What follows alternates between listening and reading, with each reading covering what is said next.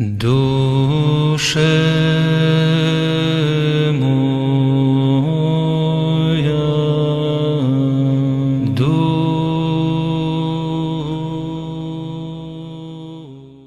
Oke, nama Bapa dan Putra dan Roh Kudus. Amin. Shalom Aleichem Besemangsia. Selamat berjumpa kembali saudara dengan saya, Arhimandrit Romo Daniel Biantoro, pendiri dan Ketua Umum dari Gereja Ortodoks Indonesia. Kita akan melanjutkan acara kita, yaitu menjawab pertanyaan-pertanyaan yang sudah saudara sampaikan kepada kami. Kali ini saya akan menjawab pertanyaan dari saudara Nelson Aritonan. Shalom Aleichem Romo, Aleichem Shalom. Saya Nelson Aritonang dari Bekasi. Mau tanya, satu, bagaimana kajian tentang gereja sebenarnya mengingat banyaknya denominasi gereja saat ini? Saudara Aritonang, Saudara Nelson, untuk bertanya tentang gereja dan adanya denominasi yang banyak sekarang ini, yang mungkin di dalam pikiran saudara begitu banyak denominasi dengan ajaran yang berbeda-beda dan kadang-kadang satu sama lain saling bertabrakan, bertentangan, dan kelihatannya masing-masing merupakan agama-agama tersendiri atau sub-sub agama tersendiri karena satu tidak saling ada kecocokan baik dalam ibadah maupun dalam ajaran. Nah, untuk mengerti ini, saudara, kita harus kembali kepada apa yang diajarkan oleh Alkitab. Itu juga yang dulu menjadi pertanyaan saya, mengapa sampai akhirnya saya memeluk iman ortodoks ini. Karena saya dulu juga begitu, saya bertanya-tanya, saya percaya pada Kristus, tapi Kristus yang mana? Begitu banyaknya teori tentang Kristus, akhirnya saya bingung. Dan waktu itu, ya saya tidak ada yang bisa memberikan keterangan. Ada yang ya pada senior-senior saya waktu itu saya tanya, kenapa ada begitu banyak aliran? Jawaban yang klasik yang mereka berikan kepada saya pada waktu itu adalah mereka mengatakan bahwa semua gereja itu seperti tubuh Kristus dan masing-masing itu anggotanya, ada yang tangannya, ada yang kakinya, ada yang telinganya, ada yang matanya, gitu. Jawaban yang klasik. Tapi waktu itu saya tidak puas dengan jawaban itu. Karena saya berpikir, kalau itu analoginya, pikiran saya waktu itu adalah, kalau betul demikian, kalau semua gereja itu merupakan satu tubuh dengan bagian dari anggota tubuh yang berbeda-beda. Kalau satu tubuh itu ada satu yang menyatukan, apa itu? DNA. Dan atau jenis darah. Kalau memang satu tubuh, DNA yang ada di telinga, DNA yang ada di kaki, atau jenis darah yang ada di hidung, atau jenis darah yang di tubuh itu semuanya sama, tidak berbeda-beda. Bisa hancur tubuh itu kalau punya jenis darah yang berbeda-beda, campur, tidak karuan gitu. Nah, dalam pemikiran saya, DNA-nya gereja kalau itu memang tubuh itu adalah ajaran. Ajaran yang merupakan yang menyatukan gereja. Nah ini gimana ajarannya beda-beda, ibadahnya beda-beda, bagaimana bisa dikatakan itu tubuh? Nah ini yang menjadi pertanyaan saya waktu itu. Saya tidak puas, apalagi pada waktu itu saya masih karismatik ya, masih di karismatik. Dan saya lihat para pendeta atau para pengkhotbah itu masing-masing merasa dirinya diilhami oleh Roh Kudus. Pertanyaan saya, kalau semua merasa diilhami oleh Roh Kudus dan ternyata memunculkan ajaran yang berbeda-beda, maka ada beberapa kemungkinan. Roh Kudus itu pelupa. Karena kepada orang yang satu mengilhamkan ini dengan ajaran ini, kepada orang yang lain mengilhamkan itu dan mengajarkannya itu. Tapi kalau Roh Kudus itu memang Roh Allah, tidak mungkinlah pelupa. Berarti ada masalah di sini. Atau kemungkinan yang kedua, Roh Kudus itu pelin-pelan. Kalau Roh Kudus itu pelin-pelan, tidak mungkinlah dia disebut roh kebenaran. Nah, kebenaran tidak akan berdusta, tidak akan pelin-pelan. Berarti kalau gitu, ini tidak cocok dengan ide tentang pengilhaman oleh Roh Kudus. Terus pada akhirnya sampai pada kesimpulan, mungkin Roh Kudus gak ada, tapi Alkitab menyatakan Roh Kudus ada. Nah kalau gitu apa? Ya kalau begitu tuh mungkin pemikiran manusia sendiri-sendiri. Dan kalau itu sudah pemikiran manusia sendiri-sendiri, itu bukan kebenaran. Nah waktu itu saya galau, saudara. Saya bingung harus gimana ini ya. Saya tidak tahu yang lebih baik. Saya berdoa waktu itu. Saya itu masih remaja, masih 20-an ya waktu itu. Saya belum berangkat ke Korea, belum kuliah di Korea waktu itu. Saya akhirnya berdoa dan berpuasa. Saya menangis kepada Tuhan. Tuhan, saya tahu bahwa Yesus adalah satu-satunya jalan. Pertanyaannya Yesus yang mana? Karena begitu banyak aliran dengan pemahaman yang berbeda-beda tentang Yesus. Tidak mungkinlah itu semuanya benar. Kalau semuanya saling bertabrakan waktu itu. Seperti itu. Nah, waktu itu saya ingat, waktu itu saya duduk di bawah pohon mangga. Saya berpuasa dan saya berdoa. Ya karena saya belum sekolah teologi ya, jadi saya tidak tahu lebih baik. Saya tahunya sejarah gereja itu hanya dalam Kisah Rasul. Apalagi waktu itu dalam kelompok saya dikatakan kalau bukan Alkitab bukan gitu ya. Nah akhirnya saya baca Alkitab pelan-pelan ya. Satu hari saya baca Kisah Rasul 1, saya tidak menemukan jawaban. Kisah Rasul 2, saya baca hati-hati juga, saya belum menemukan jawaban. Tiba-tiba jawabannya saya dapatkan pada ayat yang mungkin orang tidak berpikir ada sesuatu yang nggak punya makna dalam ayat itu. Yaitu Kisah Rasul 3. Kisah Rasul 3 ayat 1 begini.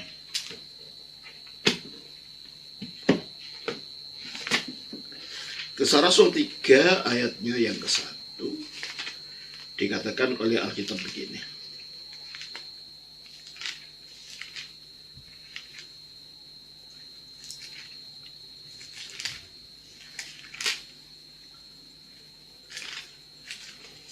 Pada suatu hari, menjelang waktu sembahyang, yaitu pukul 3 petang, naiklah Petrus dan Yohanes ke bait Allah.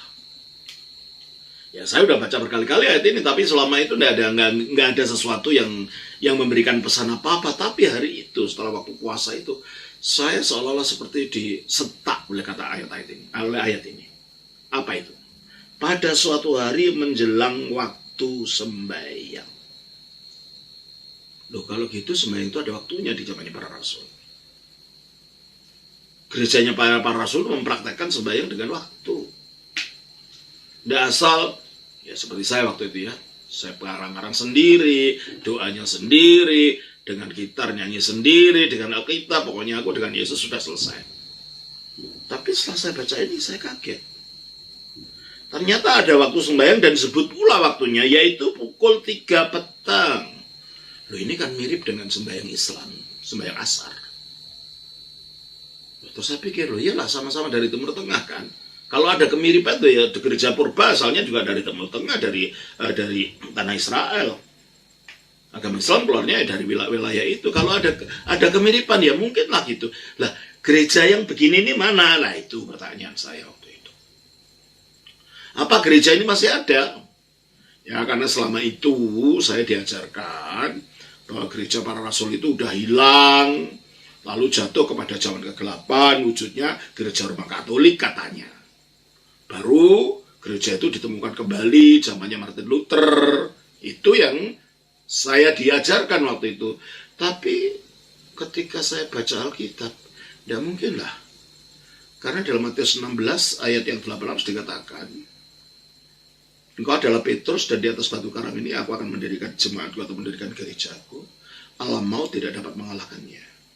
Nah, kalau gereja sampai bisa hilang, berarti dikalahkan alam maut. Dan ini tidak cocok, berarti Yesus bohong dong. Nah, disitulah mulai pikiran saya, saya bongkar semua yang selama itu saya diajarkan, mulai saya pikirkan. Tidak mungkin teori-teori yang gitu itu. Akhirnya saya selama itu berdoa. Tuhan, kalau gereja yang ada dalam Kisah Rasul pasal 3 ayat 1 itu masih ada, tuntun saya ke sana. Ya sudah saya nggak mau dengar lagi karena tanya orang-orang ya jawabannya gitu semua, tidak ada yang tahu gitu loh. Akhirnya pada tahun 79 saya berangkat ke Korea. Saya di sana Nah, waktu itu saya kuliah di Korea ini. Sekolahnya sih komit kepada ajaran konservatif, Calvinis. Tetapi guru-gurunya itu ada yang konservatif, ada yang liberal. Nah, awalnya saya datangnya ke gereja Pantekosta Interbesar, ya gerejanya Pendeta Joyonggi, tapi akhirnya satu peristiwa menuntut yang lain, akhirnya saya di sekolah yang waktu itu saya di tempat itu, di tempat kuliah itu. Nah, karena gurunya ada yang liberal dan ada yang konservatif, sering ada konflik dalam kelas itu. Ya, dapat saya umpamakan kalau ada satu pertanyaan dosennya ada 5, jawabannya pasti 7 gitu kan. Karena begitu banyaknya, saya makin tidak puas. Akhirnya saya berdoa kepada Tuhan. Selama 5 tahun itu saya kuliah di Korea itu, saya berdoa sungguh-sungguh, Tuhan, kalau gereja yang ada dalam Kisah Rasul 3 ayat 1 itu masih ada, tolong tuntun saya ke sana. Nah, di sekolah itulah saya mulai membaca tentang adanya bapak-bapak gereja. Saya mulai mengenal ada Irenaeus, ada Polikarpus, ada Ignatius, ada Athanasius. Nama-nama yang tadinya saya tidak kenal sama sekali. Berarti kalau gitu gereja tidak hilang pada zamannya para rasul lalu baru muncul abad ke-16 oleh Martin Luther. Hendaklah teori ini nggak bisa dipertahankan, begitu pikiran saya waktu itu. Akhirnya saya terus berdoa, Tuhan, tuntun saya kepada gereja itu, gereja yang saya temukan di dalam Kisah Rasul pasal 3 ayat 1. Setelah 5 tahun, saudara, saya baru dapat jawaban. Itu hampir saya waktu wisuda saya waktu itu. Suatu hari saya pergi ke toko buku yang paling besar di kota Seoul di Korea ini. Namanya toko buku Chongno. Ya, karena saya tinggal di sana 5 tahun, saya bisa berbahasa Korea, saya bisa baca, nulis, dan berbicara. Ya. Semua buku-buku dalam bahasa Korea. Di pojok itu ada satu buku dalam bahasa Inggris. Namanya The Orthodox Church. Gereja Ortodoks. Apa pula ini gereja? Nanti jangan-jangan aliran baru dari Amerika lagi ini. Denominasi baru ini, pikiran saya waktu itu. Saya balik-balik begitu saya lihat, saya tertarik. Nah, kok gereja kok namanya Ortodoks? Karena kalau menurut kamus BJS Purwodarminto, Ortodoks itu artinya kolot, kuno, ya, tertinggal, apa ya semacam itu. Kok gereja kolot gimana sih? Tapi karena saya ini kan kutu buku ya, suka baca ya, seperti saudara lihat ini. Ini buku ini saya kumpulkan dari waktu saya zaman kuliah dulu ya. Kalau saya beli sekarang ya udah. Dan ini kebanyakan buku langka ya. Kalau saya sekarang beli, saya nggak punya uang. Ini nggak tahu harganya tuh mahal-mahal semua ya. Nah, ini dari masa saya kuliah dulu. Kan waktu itu saya juga kerja waktu di Korea itu, saya bekerja di KBS di TV Korea, jadi radio Korea di sana. Jadi saya punya uang gitu loh untuk saya kumpulkan uang. Di samping waktu itu juga saya menjadi kerja paruh waktu ya, membantu atas pertahanan di Kedutaan Besar Indonesia untuk menerjemahkan. Ya, jadi akhirnya saya juga dapat uang waktu itu. Sehingga dalam waktu kuliah itu saya punya ya cukup uang lah untuk seorang mahasiswa seperti saya. Sehingga saya bisa untuk beli buku-buku macam-macam ini. Termasuk waktu saya kuliah di Amerika pun saya buku-buku ini semua saya kirimkan dari Amerika ini. Karena saya simpan di gudang waktu itu ya. Nah, saudara, karena saya adalah seorang kutu buku, suka baca apa saja. Nah, ini macam-macam buku ini di sini macam-macam ya. Suka buku apa saja saya baca. Saya belilah buku itu. Akhirnya saya bawa pulang ke asrama saya. Saya baca. Saya kaget. Nah, buku itu sekarang sudah saya terjemahkan dalam bahasa Indonesia. Sudah lama saya terjemahkan. Ya. Di situ dijelaskan tentang sejarah gereja mulai abad pertama, abad kedua, abad ketiga, sampai abad yang ke-20 waktu itu. Dan ternyata itu adalah gereja timur yang mempunyai kesinambungan tanpa putus, tanpa mengalami reformasi, tanpa mengalami perubahan dalam ajarannya utuh dari zaman para rasul sampai sekarang. Dan itulah gereja ortodoks. Dan disitulah saya baru tahu, saudara, bahwa kata ortodoks sebenarnya itu bukan artinya kolot atau kuno atau apa, terbelakang atau apa, enggak. Ortodoks itu berasal dari bahasa Yunani ortho, artinya lurus. Ya, seperti kalau di Indonesia ada kata-kata itu ortodonta, ortodontis, apa itu? Pelurus gigi, ya. Ortopedia, pelurus kaki, ya. Ada kata orto itu artinya lurus.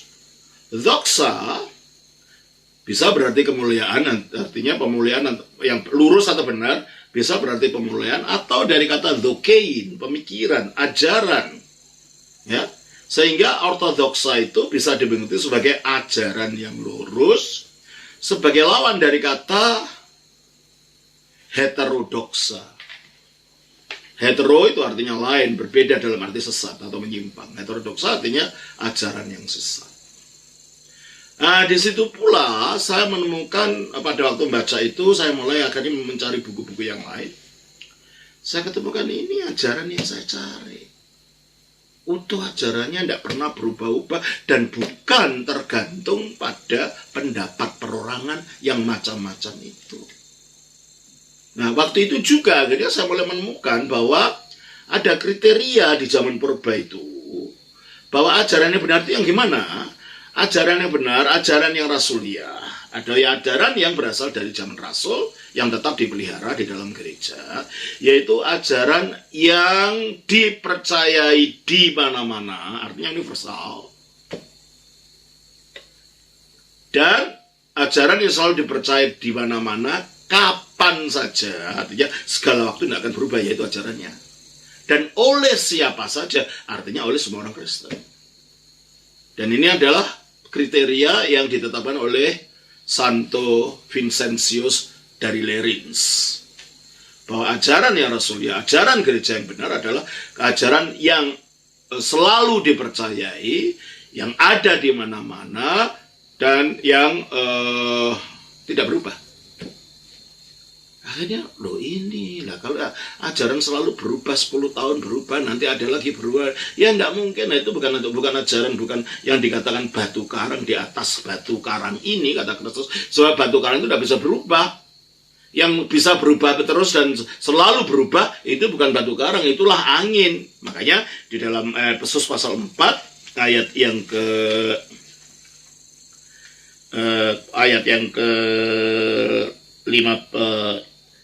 14, sehingga kita bukan lagi anak-anak yang diombang-ambingkan oleh rupa-rupa angin pengajaran, oleh permainan palsu manusia dalam kelicikan mereka yang menyesatkan. Itu rupa-rupa angin pengajaran, karena macam-macam gitu ya.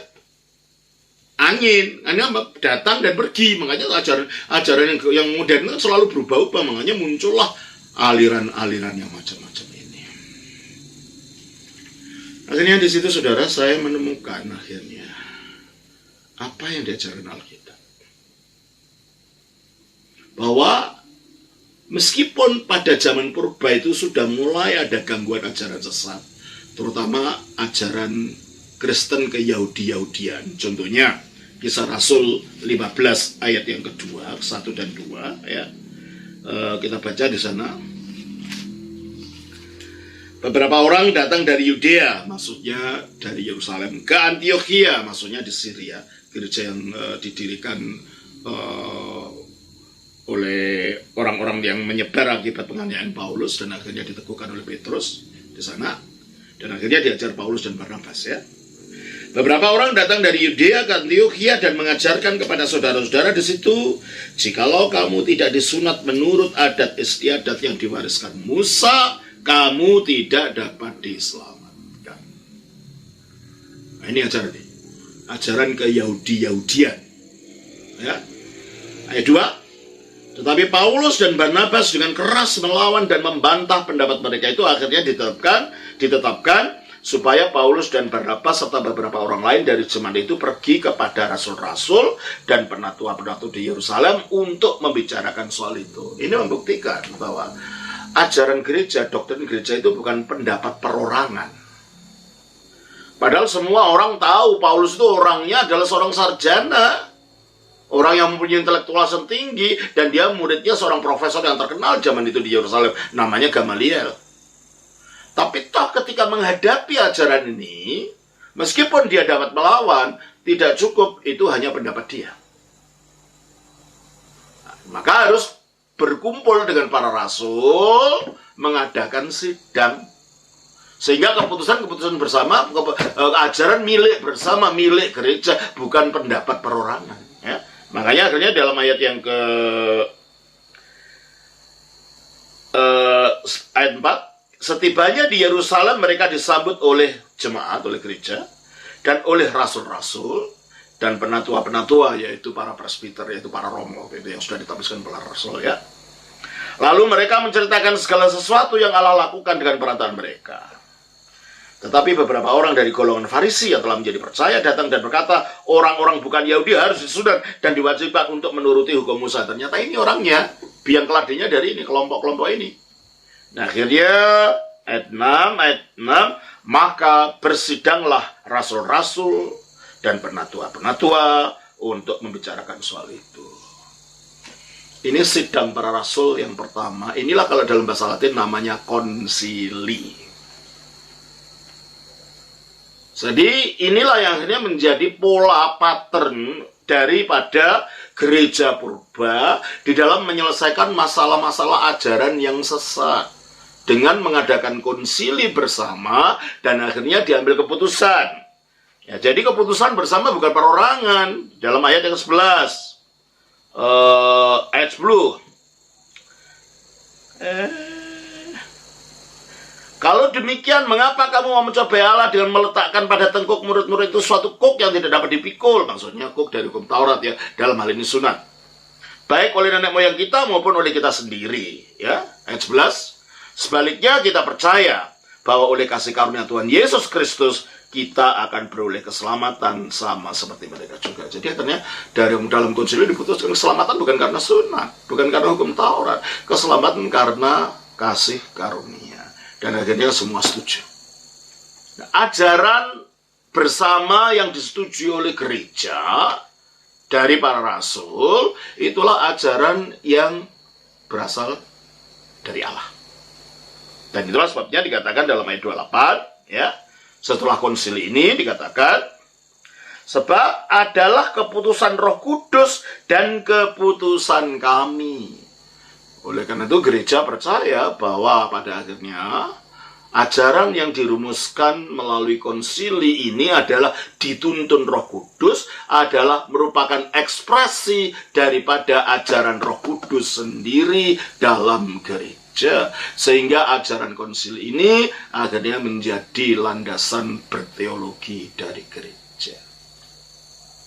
Nah, ajaran inilah yang merupakan ajaran Rasuliah ini yang akhirnya menjadi standar jikalau ajaran-ajaran sesat di dalam kita menentukan ajaran itu sesat atau tidak.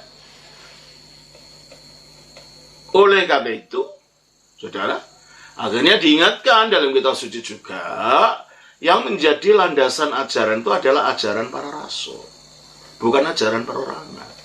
Bahkan menafsirkan kitab suci pun tidak boleh menurut pendapat pribadi. 2 Petrus pasal 1 ayat 21, kita baca. 2 Petrus pasal 1 ayatnya yang ke-21, ayat 20. Yang terutama harus kamu ketahui, ialah bahwa nubuat-nubuat dalam kitab suci tidak boleh ditafsirkan menurut kehendak sendiri. Nah ini tidak boleh. Harus ada pagarnya. Pagarnya adalah ketetapan-ketetapan ajaran yang sudah disetujui oleh bersama melalui konsili. Pada zaman itu yang menjadi bidat yang mengganggu gereja adalah dua, yaitu ajaran Kristen ke-Yahudi-Yahudian ini dan ajaran namanya ajaran Gnostik, yang merupakan campuran daripada filsafat-filsafat yang ada waktu itu, terutama filsafat Yunani dan agama-agama pagan, agama-agama berhala yang disebut aliran Gnostik. Gnostik itu dari bahasa Yunani artinya pengetahuan, ya tak? Karena mereka percaya bahwa untuk dapat diselamatkan orang harus mendapatkan pengetahuan khusus, ya, pengetahuan rahasia yang berasal dari yang ilahi. Gitu. Dan itulah yang ditentang oleh Paulus. Ada tradisi-tradisi yang berasal dari manusia, dari pemikiran-pemikiran filsafat itu. Coba kita baca di dalam Kolose pasal 2. Kolose pasal 2 ayatnya yang ke-8. Ya. Hati-hatilah supaya jangan ada yang menawan kamu dengan filsafatnya yang kosong dan palsu, menurut ajaran turun-temurun dan roh-roh dunia, tetapi tidak menurut Kristus. Jadi mereka punya tradisi yang berasal dari pemikiran-pemikiran manusia yang bersumber dari filsafat, bukan menurut Kristus. Kalau menurut Kristus itu ajaran Rasul. Dan Bapak Rasul mengingatkan di sini, hati-hati dengan ajaran itu. Berarti memang ada ajaran-ajaran sesat. Dan itu pun dikatakan oleh Kristus ya, bahwa gereja akan menghadapi ajaran-ajaran sesat itu, yang Kristus juga mengatakan alam maut tidak dapat menguasainya. Berarti alam maut ingin menguasai. Alam maut itu adalah ajaran sesat, itu adalah penganiayaan, itu adalah perpecahan. Itulah alam maut, cara bekerjanya di dalam gereja. Tapi gereja Rasulia tidak akan bisa dihancurkan. Dan ini terbukti dalam sejarah. Gereja Ortodoks itu gereja yang paling mengalami aniaya di seluruh sejarah kekristenan. Pertama, pada awalnya gereja mula-mula ini dianiaya orang Yahudi. Sudah itu mulai tahun 100 keluar dari lingkungan Yahudi ke lingkungan Romawi, dianiaya oleh kaisar-kaisar Romawi. Setelah kekristenan diterima pada waktu zaman Konstantinus, muncul ajaran-ajaran sesat yang dilawan oleh gereja. Dan akhirnya setelah munculnya Islam, gereja timur juga yang mengalami serangan dari Islam. Akhirnya wilayah-wilayah gereja timur runtuh dan rontok ke dalam tangan Islam. Dan akhirnya syukurlah sudah berkembang di wilayah Rusia dan Eropa Timur. Tapi itu bentak lama kemudian 1917 ambruk di tangan komunis, sehingga selama masa komunis itu selama 70 tahun dari tahun 1917 dan akhirnya pada pemerintahan Presiden Gorbachev pada tahun 1988 komunis ambruk, tapi komunisme sudah memakan korban 70 juta manusia Kristen Ortodoks yang dibantai. Dengan gereja dihancurkan, dibuat kandang kuda, dibuat WC, dibuat restoran, dibuat museum, dan macam-macam. Dan orang Kristen Ortodoks yang mau beribadah itu dimata-matai, dan bahkan kadang-kadang anggota KGB pura-pura dijadikan romo untuk masuk gereja menjadi romo untuk memata-matai umatnya sendiri. Aniaya yang luar biasa dialami oleh gereja Ortodoks yang tidak pernah dialami oleh gereja lain, membuktikan inilah gereja yang dikatakan Kristus, alam maut tidak dapat menguasainya. Dan akhirnya komunisme jatuh ya, pada tahun 1988 akibat dari policy atau kebijakan Presiden Gorbachev yang disebut sebagai perestroika dan glasnost. Akhirnya setelah itu gereja Ortodoks muncul lagi. Dan zaman-zaman ini merupakan kebangkitan dari gereja Ortodoks, dan salah satunya efeknya adalah datanya gereja Ortodoks melalui saya yang membawa pertama kali ke Indonesia ini pada tahun 1988 itu setelah saya selesai kuliah dan saya menggabung di gereja Ortodoks di Korea sesudah saya membaca buku yang saya katakan tadi. Jadi ini yang dihadapi oleh gereja, dan salah satu ciri daripada ajaran Gnostik itu adalah menolak bahwa Kristus betul-betul datang sebagai manusia memiliki tubuh. Karena mereka mengatakan yang daging ini sesuatu yang buruk, diciptakan oleh oleh Allah yang jahat. Makanya Kristus, dan waktu itu muncul banyak ajaran-ajaran seperti itu. Maka dikatakan di dalam 1 Yohanes oleh Rasul Yohanes sendiri ya, di dalam 1 Yohanes ayat pasal 2 ayat yang ke-18 dikatakan begini ya. Anak-anakku, waktu ini. Kapan waktu ini? Ya waktu Yohanes ngomong itu bukan waktu tahun 2019 ini, enggak. Waktu ini adalah waktu yang terakhir. Terakhir apa? Terakhir dalam rencana sejarah keselamatan Allah. Bukan terakhir dalam waktu kronologi tahun. Sebab kalau waktu terakhir Pak itu, ya enggak terakhir nih Mas. Rasul Yohanes sudah mati ini sampai 2019 dunia masih ada. Jadi banyak orang keliru menafsirkan ini ya. Terakhir zamannya waktu Yohanes nulis ini ya. Anak-anakku, waktu ini adalah waktu yang terakhir, dan seperti yang telah kamu dengar, seorang antikristus akan datang. Akan itu ya, seorang Kristus ini.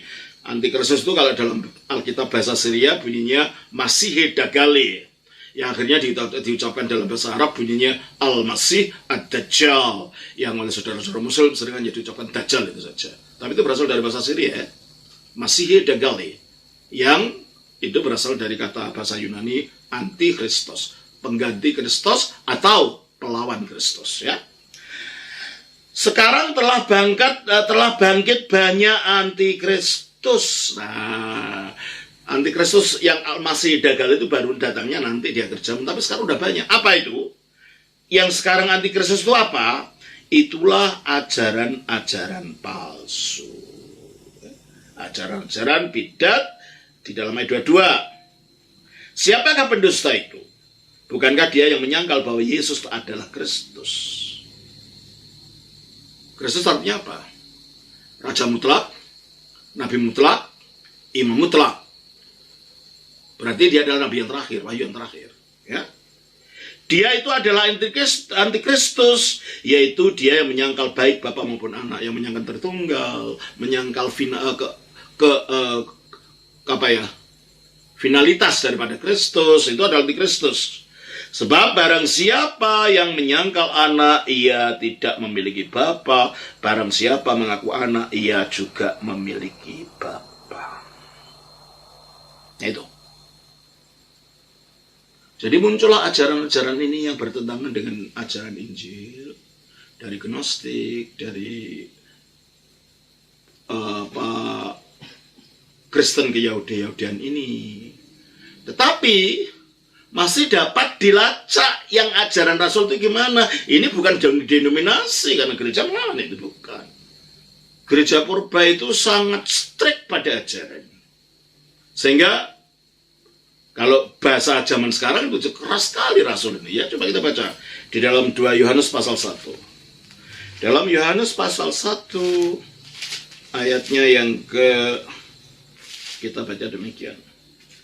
2 Yohanes pasal yang ke-1 ayatnya yang ke-10 dan 11. Ya. Ayat 9 dan 10. Setiap orang yang tidak tinggal di dalam ajaran Kristus, tetapi yang melangkah keluar dari situ, tidak memiliki Allah. Barang siapa tinggal di dalam ajaran itu, ia memiliki Bapa maupun Anak. Jikalau seorang datang kepadamu dan ia tidak membawa ajaran ini apa? Ya ajaran diajarkan Rasul ini tadi. Janganlah kamu menerima dia dalam rumahmu. Dan janganlah memberi salam kepadanya. Loh, keras sekali kan? Hati-hati dengan ajaran. Sekarang kan ya, orang Kristen, kita toleransi. Bahaya ini. Akhirnya kekristenan Injil itu tidak ada absolut, tidak ada mutlak. Semuanya ya terserah gitu. Toleransi boleh, tapi bukan masalah ajaran. Toleransi dengan orang, ya sudah, itu keyakinanmu, saya hormati kamu, tapi saya tidak akan percaya mengatakan iya itu benar, itu enggak ya. Maka dikatakan, janganlah kamu menerima dia di dalam rumahmu, dan janganlah memberi salam kepadanya, sebab barang siapa memberi salam kepadanya, ia mendapat bagian dalam perbuatannya yang jahat. Ternyata mengajarkan ajaran yang bertentangan dengan ajaran Rasul, oleh Rasul sendiri dikatakan perbuatan jahat. Mengapa jahat? Begini, kalau ada orang membunuh orang lain, itu jahat enggak? Jahat. Dan orang yang dibunuh itu, apa akan kehilangan keselamatannya? Enggak tentu. Tapi kalau ajaran sesat, itu membawa orang masuk neraka. Membawa orang pada masuk penghukuman. Nah, dan penghukuman itu kekal. Jadi membawa orang kepada kematian kekal itu mana lebih jahat daripada sekedar membunuh. Ya sama-sama jahat, tapi mana lebih jahatnya? Ya ini membawa orang masuk neraka ini. Maka dikatakan sebagai perbuatan yang jahat. Dan ajaran inilah yang disebut ajaran bidat. Ya. Ajaran seperti itu ada ajaran bidat. Lah, kalau kita mengatakan toleransi dalam arti pada akidah, pada ajaran, maka kita tidak berani mengatakan itu bidat. Sebab kita tidak punya standar. Tetapi ajaran Rasul punya standarnya, gitu. Ajarannya apa, gitu ya. Kita baca dalam Titus pasal yang ketiga, ayat 10, saudara. Kita baca di sana. Di dalam Titus pasal 3, ayat yang ke-10.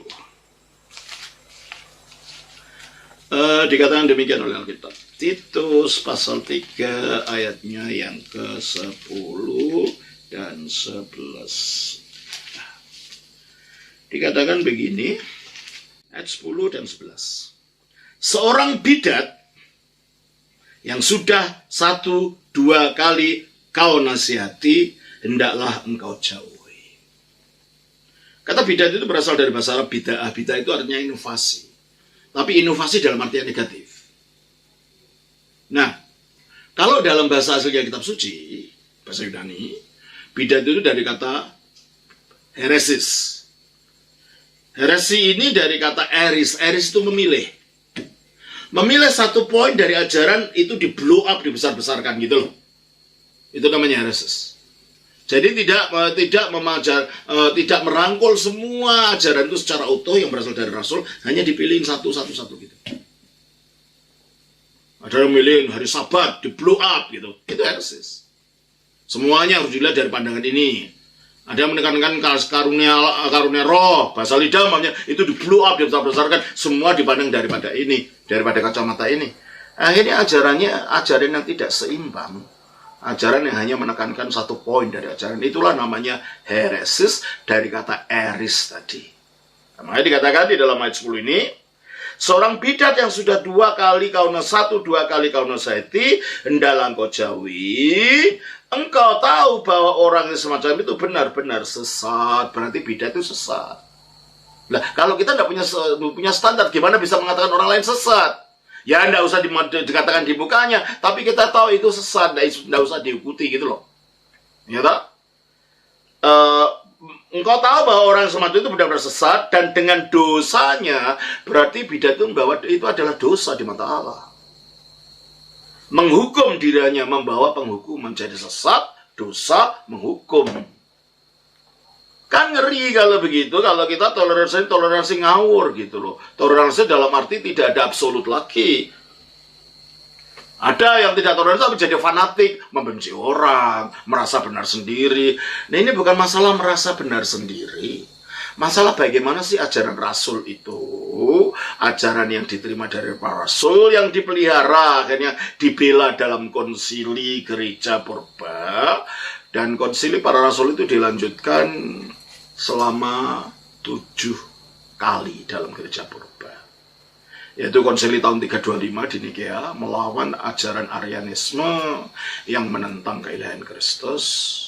Dan konsili kedua pada tahun 381 melawan ajaran Makedonianisme yang menentang keilahian Roh Kudus. Dan dari rumusan dari konsili ini dirumuskanlah jadi pengakuan iman yang kita sebut pengakuan iman Nikea, yang menjadi pengakuan iman gereja secara universal.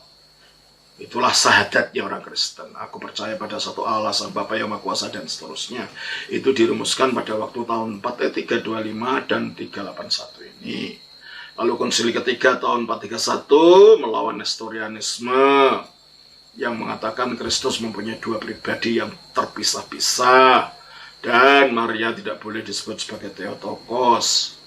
Konsili keempat di Kalsedon tahun 451 menentang ajaran monofisitisme yang dipelopori oleh Eutyches dari Konstantinopel, yang mengatakan Kristus tidak mempunyai kodrat ilahi karena kodrat manusiawi, karena kodrat manusiawinya ditelan oleh kodrat ilahinya yang lebih besar dan lebih berkuasa dari kodrat manusiawinya.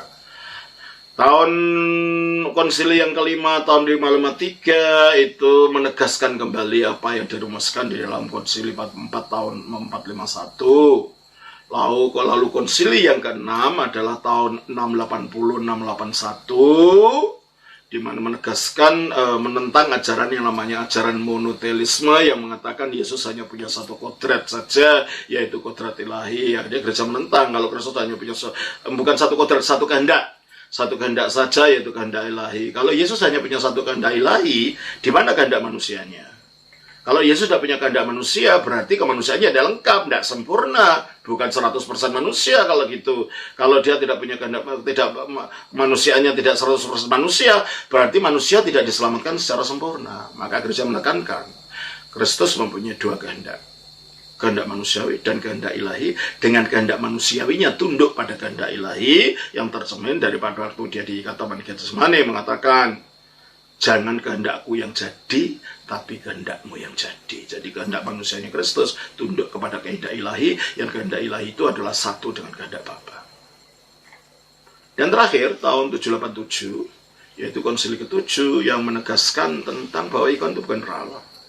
Ikon itu menegaskan bahwa Kristus betul-betul mempunyai tubuh jadi manusia, jadi bisa digambar. Dalam perjanjian lama, tidak boleh menggambarkan Allah. Karena apa? Allah menampakkan diri tanpa wujud. Tapi toh meskipun demikian, penggambaran tentang Allah dilarang, tetapi kerubim digambar boleh, karena kerubim pernah menampakkan diri. Makanya diletakkan kerubim dari emas yang diletakkan di atas peti perjanjian atau tabut perjanjian di tabernakel. Nah inilah konsili-konsili yang akhirnya ke-7 konsili yang akhirnya menjadi standar dan pagar bagi gereja untuk menilai munculnya ajaran-ajaran baru. Mengapa begitu? Karena Alkitab mengatakan pada akhirnya yang menjadi tiang penopang dan dasar kebenaran itu adalah gereja, bukan pendapat perorangan, bukan teolog yang pandai, bukan gereja. Sebab apa? Gereja itu tubuhnya Kristus. Maka dikatakan di dalam 1 Timotius pasal yang kita baca dalam 1 Timotius pasalnya yang kita baca 1 Timotius pasalnya yang ke-3 ayatnya, pasal 2 Timotius pasal 3 ayatnya yang ke-16, demikian bunyinya, ya.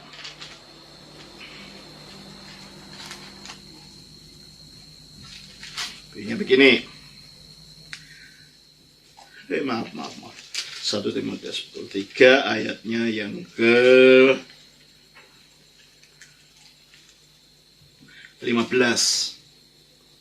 Jadi, kata Paulus kepada Timotius, jika aku terlambat, sudahlah engkau tahu bagaimana orang harus hidup sebagai keluarga Allah.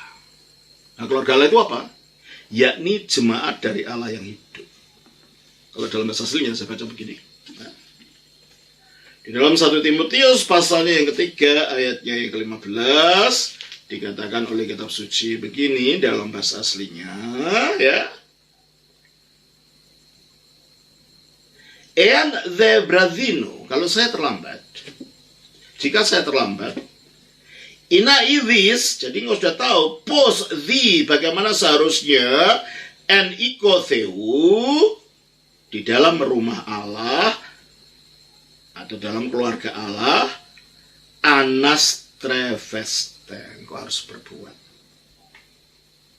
Itis estin, yaitu, yang disebut sebagai keluarga Allah atau rumah Allah yang tadi, Ecclesia Theozontos, gereja atau eklesia dari Allah yang hidup, stilos, artinya pilar ya, tiang penopang, keedreomatis alitias, ya, tiang penopang dan dasar fondasi kebenaran.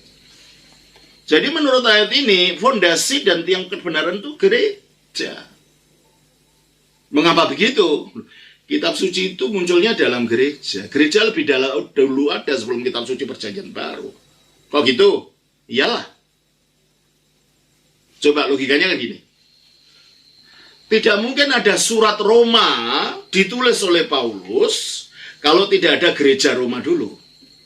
Baru kepada gereja itu Paulus menulis surat, namanya surat Roma, ditujukan pada orang Roma. Nggak mungkin dia surat itu dilempar nanti jatuh di mana, itu enggak lah. Berarti alamatnya sudah ada dulu. Tidak mungkin ada surat Korintus ditulis kalau belum ada gereja Korintus. Gitu kan? Dan seterusnya. Berarti kalau itu gereja ada dulu, baru dari dalam kehidupan gereja inilah surat-surat ini muncul oleh orang-orang dalam gereja untuk gereja dan bagi keperluan gereja. Berarti kalau gitu, memang sumber daripada kebenaran itu gereja. Lah gereja sebelum ada kitab suci ya, ajarannya apa? Ajaran paradosis para rasul. Ajaran-ajaran lisan para rasul yang sudah kita sebutkan tadi. Jadi kalau begitu, kalau kita mau mengerti ajaran kitab suci secara benar, harus dikembalikan pada konteksnya. Konteksnya apa? Kehidupan gereja purba. Sebab gereja purba itu yang menghasilkan kitab suci ini. Kitab suci bukan baru muncul sekarang. Kitab suci dimunculkan dalam gereja purba itu. Nah, sekarang karena saya tidak membahas tentang kanon, saudara sudah lihat dari video-video saya yang lain. Coba lihat di sana bagaimana terbentuknya kanon itu. Nah, oleh karena itu di dalam ayat ini dikatakan, jemaat atau gereja dari Allah yang hidup, tiang penopang dan dasar kebenaran. Ini yang harus menjadi standar. Mengapa? Gereja inilah yang menyimpan ajaran Rasul tadi. Sebab kalau ajarannya tidak ada standar dari para Rasul, yaitu akhirnya ajaran sesat. Galatia 1 ayat 8. Ya. Galatia 1 ayat yang ke-8 dikatakan begini. Galatia pasal 1 ayatnya yang ke-8. Tetapi sekalipun kami di sini kolega para rasul termasuk Paulus di dalamnya, atau seorang malaikat dari surga, entah siapapun nama malaikat itu, yang memberitakan kepada kamu suatu Injil yang berbeda. Suatu Injil maksud suatu berita gembira ya. Suatu berita gembira tentang keselamatan, ajaran tentang keselamatan yang berbeda. Berbeda apa? Berbeda dengan Injil yang telah kami beritakan kepadamu. Jadi berbeda apa? Berbeda dengan Injil yang diberitakan para rasul. Kalau gitu berarti kriteria ajaran itu benar atau tidak adalah ajaran rasul ini. Sebab dikatakan di sini, yang memberitakan suatu Injil yang berbeda dengan Injil yang telah kami beritakan kepadamu, terkutuklah dia. Lo ngeri kan? Kita merasa sudah percaya Injil, ternyata bukan Injilnya Rasul, ajaran diciptakan orang. Paulus mengatakan, ini kamu terkutuk, gitu ya. Nah terus, Injil yang diberitakan Rasul itu di mana sekarang? Seperti yang ayat 9, seperti yang telah kami katakan dahulu, sekarang kukatakan sekali lagi, jikalau ada orang yang memberitakan kepadamu suatu Injil yang berbeda. Tadi di atas berbeda dengan apa yang kami beritakan. Sekarang berbeda dengan apa yang telah kamu terima. Terkutuklah dia. Jadi gereja yang ajaran yang diberitakan Rasul itu diterima oleh gereja. Jadi kalau gitu ajaran Rasul itu sekarang ada dalam gereja itu. Makanya gereja dikatakan sebagai penopang dan dasar kebenaran. Mengapa begitu pula? Karena dalam Efesus pasal yang ke-1, ayatnya yang ke-22 dan 23, kita baca begini. Efesus pasal 1, ayatnya 22 dan 23. Ayatnya dikatakan begini. Dan segala sesuatu telah diletakkannya di bawah kaki Kristus. Dan dia telah diberikannya kepada jemaat, kepada gereja. Kristus itu diberikan kepada gereja. Ya? Sebagai kepala dari segala sesuatu yang ada. Jemaat atau gereja yang adalah tubuhnya, yaitu kepenuhan dia. Jadi kepenuhan Kristus ada dalam gereja, dalam ajarannya, dalam sakramennya, dalam kehidupannya. Itulah kepenuhan Kristus. Kalau kita ingin mengalami Kristus sepenuhnya, harus dalam gereja Rasulia ini. Karena disitulah yang dikatakan sebagai kepenuhan dia. Makanya dikatakan gereja adalah tiang penopang dan dasar kebenaran. Jadi standarnya adalah standar ajaran Rasul yang dipelihara oleh gereja. Dan itulah sebabnya dikatakan juga di dalam Yudas pasal 1 ayat 17 dikatakan, tetapi kamu saudara-saudaraku yang kekasih, ingat apa? Akan apa yang dahulu telah dikatakan kepada kamu oleh siapa? Oleh rasul-rasul Tuhan kita Yesus Kristus. Yudas ini siapa? Adiknya Yakobus. Yakobus itu siapa? Alkitab menyebut itu saudaranya Tuhan Yesus.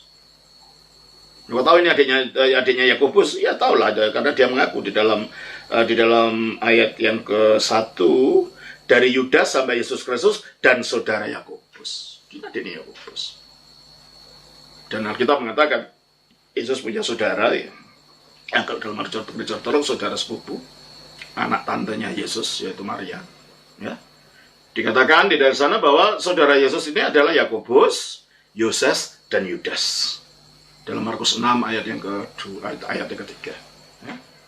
Ini Yudas ini dikatakan sebagai saudara Yakobus. Ini loh, Yudas sendiri mengatakan, ingatlah akan apa yang dahulu telah dikatakan kepada kamu oleh rasul-rasul Tuhan kita, Yesus Kristus. Jadi kembalinya standarnya adalah ajaran rasul. Bukan ajaran orang-orang baru, pendiri agama-agama baru, bukan itu. Itu bukan kriteria kebenaran. Kitab suci itu produk gereja, harus dimengerti dalam konteks gereja. Gereja yang mana? Gereja yang hanya satu, yang didirikan oleh Kristus di atas dasar para rasulnya itu. Nih, jadi menjawab pertanyaan saudara Betari Tonang tadi, gimana Pak Jan tentang gereja menanya, mengingat banyaknya denominasi gereja saat ini? Yaitu, kalau mengikuti Alkitab harus kembali pada gereja yang satu tadi, yang merupakan kepenuhan Kristus, yang merupakan tiang penopang dasar-dasar kembaran, yang didirikan atas dasar Petrus dan segenap rasulnya. Harus gereja itu, bukan yang macam-macam gitu ya. Ya mungkin bagi banyak orang ini akan menyakitkan di telinga, tapi inilah kata Alkitab. Saya tidak menjelekan siapa-siapa, saya hanya menyampaikan apa yang dikatakan Alkitab, gitu aja ya. Nah, seterusnya. Oleh karena itu, gereja ajaran tadi adanya di dalam gereja, sehingga Yakobus Yudas mengatakan lagi dalam ayat 3 ini. Saudara-saudaraku yang kekasih, sementara aku bersungguh-sungguh berusaha menulis kepadamu tentang keselamatan kita bersama. Jadi keselamatan itu bukan individualistis, yaitu milik bersama dalam gereja, dalam persatuan dengan tubuh Kristus.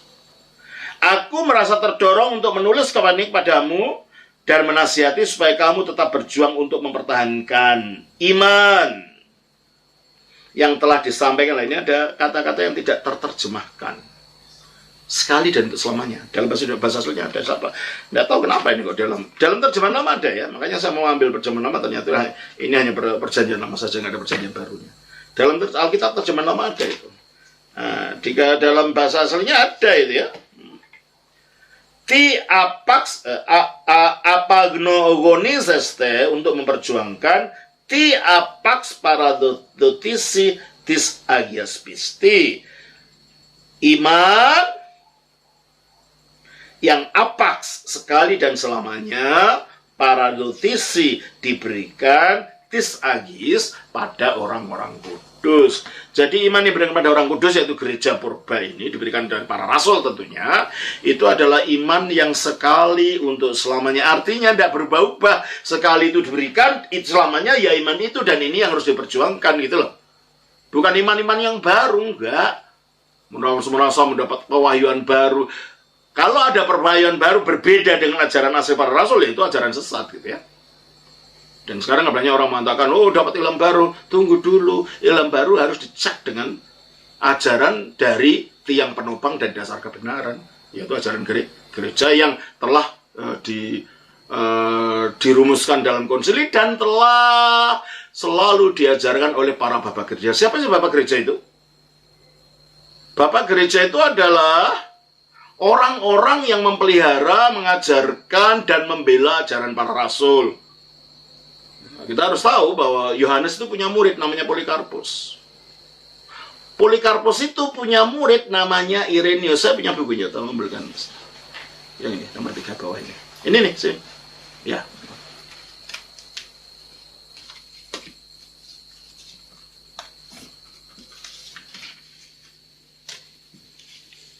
Inilah kumpulan daripada tulisan-tulisan Irenaeus yang sudah diterjemahkan dalam bahasa Inggris. Dan Irenaeus itu adalah cucu rohaninya Rasul Yohanes. Berarti kan dia tahu ajarannya apa? Opa rohaninya, kakek rohaninya, eyang rohaninya, engkong rohaninya. Yaitu Rasul Yohanes. Dari Polikarpus datanglah Irenaeus ini. Nah, di sinilah kita dapat menguji ajaran Rasul itu gimana, karena ditulis di sini ya. Dan ternyata ajaran ortodoks itu kalau diuji ya nggak beda dengan ajaran ini, berarti ajaran ortodoks memang tidak berubah-berubah. Nah, Irenaeus akhirnya dilanjutkan dengan yang lain, dan terus selama ada ajaran-ajaran dijelaskan, dibela, dinyatakan, dan orang-orang kelanjutan yang melanjutkan ajaran Rasul inilah yang disebut dari para bapak gereja. Tidak semua penulis-penulis zaman kuno itu bapak gereja ya. Banyak tulisan zaman kuno, tapi juga banyak tulisan gnostik. Ada pertanyaan yang belum saya jawab. Ada yang mengatakan nih, di sini katakan, apakah benar itu berasal dari ajaran Bapak Gereja Basilides? Basilides itu bukan Bapak Gereja, itu pengajar sesat. Dia menulis Injil namanya Injil Basilides, dan Injilnya Injil sesat. Jadi jangan dianggap Bapak Gereja itu semua yang dari zaman purba itu Bapak Gereja. Lah kalau itu syaratnya Bapak Gereja apa? Syaratnya Bapak Gereja itu satu, konsensus patrum. Artinya ada konsensus persetujuan ajaran dengan para bapak gereja yang lain. Jadi nggak mempunyai ide sendiri. Yang kedua, kekudusan hidup. Mereka memiliki kekudusan hidup. Yang ketiga, keortodoksian dari ajaran. Jadi ajarannya adalah tidak menyimpang daripada ajaran gereja. Yang keempat, dia berbicara atas nama gereja, bukan atas nama diri sendiri. Makanya di dalam gereja ortodoks kita punya ilmu namanya ilmu patrologi, ilmu yang mempelajari para bapak gereja ini, ratusan jumlahnya. Nah dari sanalah kita akhirnya dapat mengerti ajaran itu yang mana yang dari Rasul, yang dibeli gereja, yang mana tidak. Jadi jangan dianggap semua penulis zaman kuno bapak gereja, enggak. Yang tidak memenuhi 4 kriteria itu bukan bapak gereja gitu loh ya. Dan sampai kapanpun sejauh Roh Kudus ada di dalam gereja akan memunculkan bapak-bapak gereja ini. Nah, dalam gereja barat biasanya bapak gereja dibatasi hanya pada abad ke-8 Yohanes dari Damaskus, tapi dalam gereja timur enggak. Sampai kapanpun akan muncul orang-orang yang nanti akan disebut bapak gereja, karena bapak gereja adalah kehidupan Roh Kudus dalam gereja yang memimpin kepada seluruh kebenaran. Nah, kebenarannya bukan berarti ajaran baru, tapi ajaran yang makin dalam dari kebenaran yang sama itu. Nah ini, jadi, lah kalau gitu, nih pertanyaannya, mengingat banyaknya denominasi gereja saat ini, lah kalau gitu muncullah denominasi kapan? Pada tahun 1054, gereja yang satu itu pecah, yang barat itulah jadi gereja Roma Katolik. Yang timur akhirnya jatuh ke tangan sesudah perang salib, karena gereja timur juga menjadi korban dari perang salib. Ya. Dan akhirnya ketika diserbu Turki tahun 1453, sebelum itu gereja timur sudah diserang oleh munculnya kekuatan Islam yang baru, sehingga wilayah-wilayah gereja timur seperti Mesir, seperti Syria, seperti Palestina, yang dahulunya adalah Kristen semua, itu jatuh ke tangan Islam, dan secara pelan-pelan mereka diislamkan. Dan akhirnya wilayah gereja timur hanya sampai di Konstantinopel, di Bizantium, dan akhirnya diserang oleh tentara Turki pada 1453, jatuhlah menjadi negara Islam Turki. Sehingga orang tidak tahu bahwa ada minoritas yang sangat besar di dalam wilayah yang disebut wilayah Islam itu, yaitu gereja-gereja ortodoks.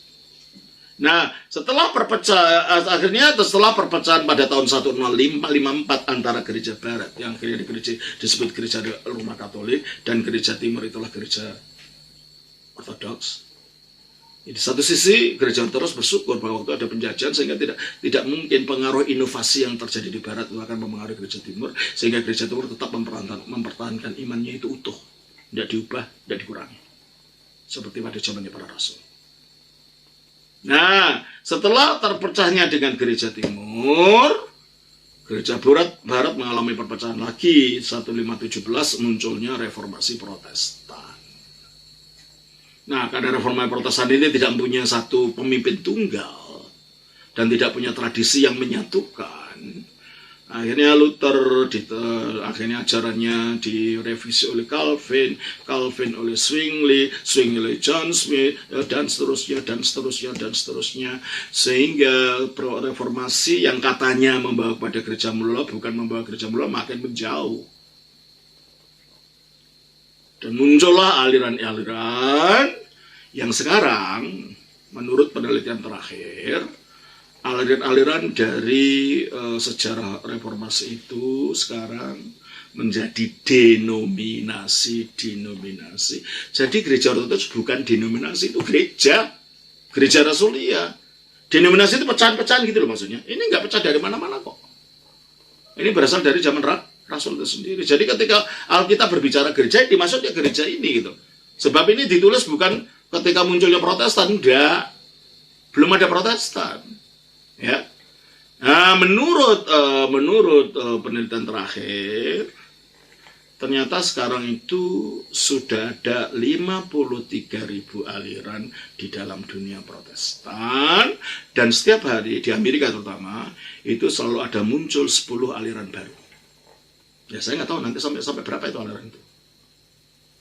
Nah itu makin membingungkan nanti. Itulah sebabnya waktu itu setelah saya mengetahui fakta ini, saya memutuskan untuk memeluk iman ortodoks, menjadi bagian dari gereja ortodoks, dan itu terjadi pada bulan September tahun 1983. Dan pada waktu itu saya lah orang yang pertama memeluk gereja ortodoks dari Indonesia. Baru saya melanjutkan kuliah saya ke Yunani, saya ke Amerika, bulan Juni tahun 1988, saya pulang ke Indonesia, memulai karya ini, mulai acara ortodoks ini. Ya memang berat ya. Sebagai pemula, sebagai pionir itu tantangannya luar biasa. Sampai sekarang tantangannya banyak sekali. Dan tahun 1995 saya mulai melebarkan karya saya. Waktu itu saya di Solo. Tahun 1996 saya mulai ke Jakarta. Dan akhirnya saya bertemu dengan Pak Yusuf Roni. Dan akhirnya dengan Pak Paman Nurseno. Untuk sementara mereka belajar iman ortodoks. Tapi akhirnya mereka memisahkan diri lagi. Jadi Pak Bambang itu belajar di iman ortodoks awalnya dari saya. Dan apa saja sekarang, siapa saja yang mengajarkan orang mengaku ortodoks, kalau dilacak kembalinya ke saya.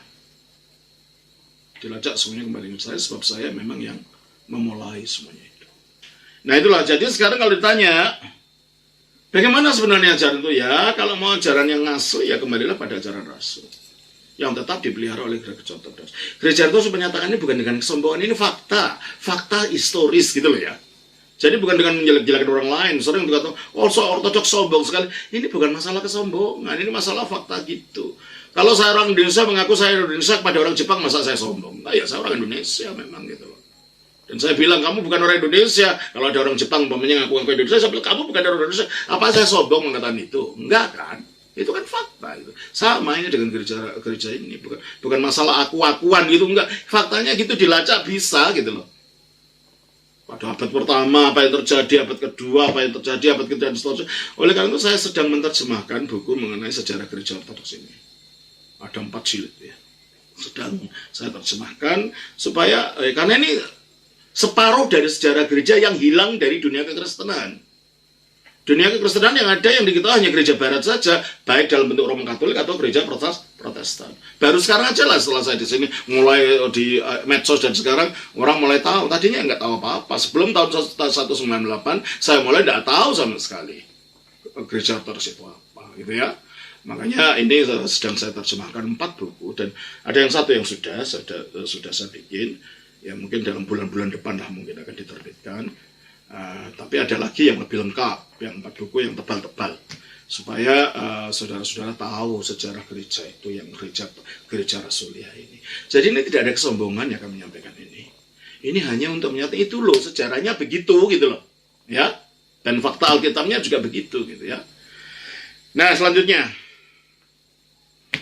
jadi saya harap saudara Nelson Aritonang, itulah jawaban yang dapat saya berikan mengenai adanya banyak denominasi. Ada pertanyaan saudara yang kedua yang mungkin terlalu panjang kalau saya jadikan satu di sini kan ini temanya beda. Akan saya lanjutkan dalam jawaban yang lain, yaitu mungkin besok saya akan isi. Pertanyaan kedua adalah, lalu kita melihat saat ini banyak pendeta melakukan banyak mujizat berbahasa roh dan menganggap dengan fenomena itu bukti penyertaan Tuhan pada pendetanya.